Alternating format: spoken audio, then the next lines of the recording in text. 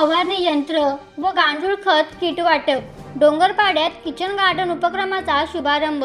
डोंगरपाडा येथे United Way मुंबईच्या जलसंजीवनी प्रकल्पांतर्गत शेतकऱ्यांना सौर ऊर्जेवरील फवारणी यंत्र आणि गांडूळ खत किटचे वाटप करण्यात आले। त्याचबरोबर किचन गार्डन म्हणजेच उभी परसबाग उपक्रमाचा शुभारंभ करण्यात आला असून ग्रामीण भागात सेंद्रिय शेती आणि पोषणयुक्त आहाराला चालना मिळणार आहे। युनायटेड वे मुंबई अंधेरी संस्थेमार्फत कर्जत तालुक्यात मृदा व जलसंधारण, ग्रामीण विकास आणि शाश्वत शेतीसाठी विविध उपक्रम राबवले जात आहेत। या पार्श्वभूमीवर पात्रज ग्रामपंचायतीतील डोंगरपाडा येथे रोपवाटिका व्यवसाय आणि उभी परसबाग या उपक्रमांचे औपचारिक उद्घाटन करण्यात आले। महिलांच्या सक्षमीकरणावर भर देत 27 महिला बचत गट सदस्य कुटुंबांना या योजनेत प्राधान्य देण्यात आले। घरच्या घरी कमी पाणी आणि कमी श्रमात विषमुक्त भाजीपाला उत्पादन व्हावे या उद्देशाने सहभागी कुटुंबांना नीम पेंड, ट्रायकोडर्मा, ऊसाची मळी यांसारखे सेंद्रिय खते, भाजीपाल्यांचे बियाणे किट आणि रोपे वितरित करण्यात आली। या उपक्रमातून उगवलेला भाजीपाला उत्तम दर्जाचा असून महिलांना पोषक आहाराची उपलब्धता वाढणार असल्याचे चित्र आहे। कार्यक्रमात कृषी पर्यवेक्षक आणि रुपनवर सहाय्यक कृषी अधिकारी नितीन भानवसे, शिक्षिका स्वाती अवरगंडे तसेच युनायटेड वेचे मंगेश बोबचे उपस्थित होते। उपस्थितांनी सेंद्रिय शेतीचे महत्त्व अधोरेखित करत रासायनिक शेतीचे दुष्परिणाम स्पष्ट केले। तसेच महिला बचत गटांना शेतीपासून ते मार्केटिंगपर्यंत मार्गदर्शन आणि शासकीय परवानग्यांसाठी मदत करण्याचे आश्वासन देण्यात आले। यावेळी अरुणा एनकर यांनी बचत गटाच्या यशस्वी वाटचालीचा अनुभव मांडला, तर अतुल लोहकरे यांनी संस्थेच्या जलसंधारण आणि शेतीविषयक कार्याचे कौतुक केले। राजश्री टिटकरे आणि काळूराम पारधी यांनी उपक्रमाच्या सातत्यपूर्ण अंमलबजावणीची अपेक्षा व्यक्त केली। शाळेसाठी राबवलेल्या विविध उपक्रमांबद्दल स्वाती अवरगंडे यांनी संस्थेचे विशेष कौतुक केले। या उपक्रमामुळे ग्रामीण भागात सेंद्रिय शेतीला चालना मिळून महिलांचे आर्थिक सक्षमीकरण आणि कुटुंबाचे पोषण स्तर उंचावण्यास मदत होणार आहे। अरुणा महेश आयनकर, खंडस, जलसंजीवनी महिला शेतकरी गट खंडस। आम्ही पहिले सुरुवातीला आम्हाला माहिती नव्हतं काय व्यवसाय करायचा, कसं करायचा, पण आम्ही 15 महिला आहेत गटामध्ये, तर आम्ही ठरवलं काहीतरी व्यवसाय करायचा। तर व्यवसायामार्फत आम्हाला एक दिवशी विवेक सर भेटले, त्यांच्याशी आमची मीटिंग झाली। तर विवेक सर बोलले की तुम्हाला जो व्यवसाय करावा कराल तो व्यवसाय आम्ही तुम्हाला मार्गदर्शन करू। त्याच्यामध्ये आम्हाला सरांनी चांगल्या प्रकारे मार्गदर्शन केलं आणि आम्ही निवडला तर नर्सरी हा व्यवसाय का, तर बाजूला फार्म हाऊस जास्त असल्यामुळे हा व्यवसाय चांगल्यापैकी आमच्याकडे चालणार आहे, मार्केटिंग होईल। तर मग सरांना आम्ही बोललो का आम्हाला नर्सरी व्यवसाय करायची। विवेक सरांनी मग आम्हाला 3 दिवस तलेगाव दाभाडे पुणे तिथे 3 दिवसाचं प्रशिक्षण दिला। तर त्या प्रशिक्षणामधून आम्ही 3 दिवस ट्रेनिंग घेतली, घरी आलो आणि नंतर घरी आल्यानंतर आम्ही परत मीटिंग घेतली 15 महिलांची। तेव्हा मग आम्हाला सरांनी चांगल्या प्रकारे युनायटेड संस्थेने आम्हाला चांगल्या प्रकारे मार्गदर्शन केलं। त्याच्यामधून आम्ही 10,000 रुपये कलम, रायवल ही रोपं भरली। तर मग 2 वर्षे आम्ही नर्सरी झाली, 2024ला आम्ही चालू केली। तर आतापर्यंत आम्हाला 5 लाख रुपये प्रॉफिट मिळाला आणि ह्या वर्षी परत आम्ही चालू केली। धन्यवाद। तर खूप दरवर्षी खूप अशा ऑर्डर्स मिळतात।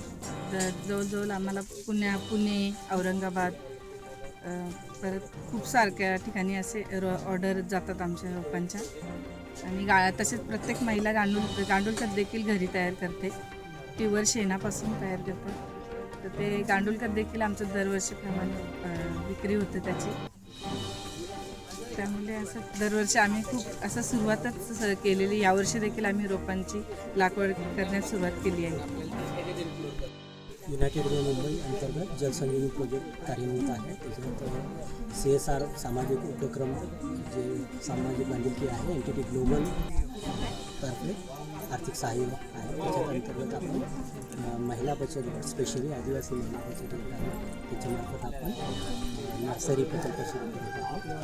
ह्या ह्याच्यामध्ये महिला बचत गटामार्फत आपण जे रिव्हॉल्विंग फंड वगैरे देऊन त्यांना सपोर्ट करणार आहोत आणि त्यांना प्रशिक्षण वगैरे देऊन जेणेकरून कलम वगैरे national institute of post harvest technology तसंच कृषी विभागाची हे करून शेतीशाळा वगैरे ठेवून त्यांचं कौशल्य विकसित करून आणि जे काही मार्केटिंग लिंकेजेस आहे उदाहरणार्थ कृषी विभागाचे काही अधिकारी त्यांनी पण सांगितले त्याप्रमाणे काही फॉरेस्टचे वगैरे आहेत आणि इकडे हा भाग जो आहे तो रिसोर्ट वगैरे असल्यामुळे भरपूर स्कोप आहे आणि त्यानुसार आपण हा उपक्रम हाती घेतला आहे आणि ह्याच्यातून कौशल्य विकसन तसेच रोजगार निर्मिती खास करून गटामार्फत आपण प्रोत्साहन त्यांनी सांगितलं मगाशी की साधारणतः 2022 पासून त्यांनी संस्थेचं काम अंबरपेडा ग्रामपंचायत घेतली होती पहिली आणि त्याच्यानंतर 6 ग्रामपंचायत घेतल्या आणि तिथं त्यांनी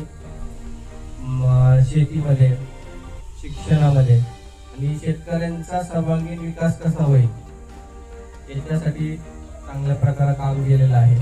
नंतर त्यांनी आता मागच्या वर्षीपासून किंवा ह्या वर्षीपासून किचन गार्डनिंग तिथे त्यांनी आता दाखवलेलं आहे आपल्याला.